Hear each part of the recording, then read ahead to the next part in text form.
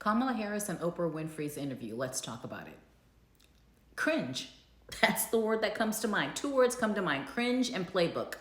Remember when Barack was running for president and Oprah had him on her show and she endorsed him on national television? That was the play that they tried to use the other day with that interview. The Teamsters chose to not endorse any candidate. The Harris campaign team was like, oh shit, we got to figure something out. And they said, Oprah.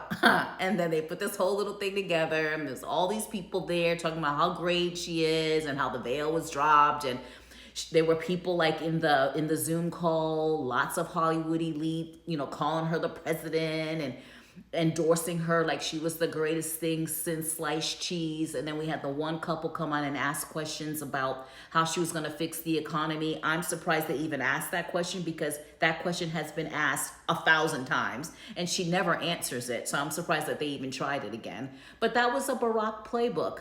That's what that was. And I'm sure that there were times, and there's all kind of photos on the internet where Kamala was talking and Oprah was like, oh my God. It was literally like it was literally like a train wreck. You see it getting ready to happen and you don't want to watch it, but you can't look away. It was like that. You're like, oh my God. I mean, at least with Barack is intelligent. He has charisma. He's articulate. So, you could get sideswiped by him as a candidate. Oh yeah. And he's handsome. Yeah. Let's vote for him.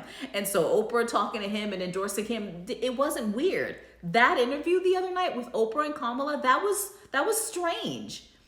And then the things that she was saying, and then she was like, oh, my team will, clean that up. You can't make mistakes like that as the president. You're going to be sitting down with foreign dignitaries and things are just going to be falling out of your mouth and you're going to be like, oops, my team will clean that up. What would be the ramifications if she let something slip that shouldn't slip and then something really horrible happens? Then who's cleaning that up? Does she not understand the significance of how she has to learn how to watch what she says? But now the easy things, just the answers to the questions that everyone's been asking all summer, she can't answer those. She can't answer those. So I'm sure Oprah was like, oh God, this isn't going to be as successful as the Barack endorsement, for sure. But the level of cringe from that interview was alarming, actually. Because we have 45 days to this election. And we got one guy who can't leave his house without things flying at him. And then the people who are responsible for making sure he's okay are throwing excuses and talking about paradigm shifts. I'm like, what? And then we have her doing all these little weird conversations. They're not interviews. They're little chitty chatty conversations where she doesn't say anything. And then when she does say things like Project 2025 and his agenda on abortion and the ban and all of these things that he's supposedly gonna do out of the Project 2025 playbook that are fact checked as false, she says those very easily, but she can't say, she was in Atlanta. And I'm like, if she's going to continue to regurgitate the same speeches, that she doesn't need to go out anymore. She doesn't need to do a rally. She doesn't need to do these so-called interviews. She should just stay in her basement because that's how Biden won.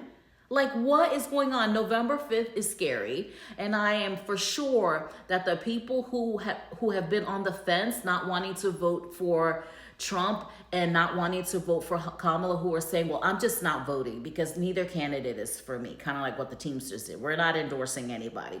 If we have more people not voting, what is going to happen?